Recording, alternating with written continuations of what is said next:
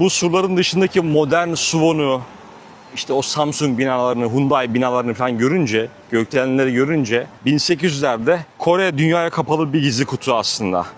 Ama 1904'te Japonya Rusya'yı yenince Kore bir Japon kolonisi haline geliyor. 1929'daki büyük buhran dünyaya vurunca Japonya bu krizden çıkışı Asya'yı sömürmekte buluyor. İşte o karanlık yılları ironik bir şekilde bugünkü Kore sanayisinin altyapısını kuruyor. Mitsubishi gibi Zaibatsu'lar Kore'de dev metal ve kimya fabrikaları kuruyorlar. Savaş için kurulan o fabrikalar bugünkü Kore mucizesinin fiziksel temeli oluyor. Tabii bedeli çok ağır.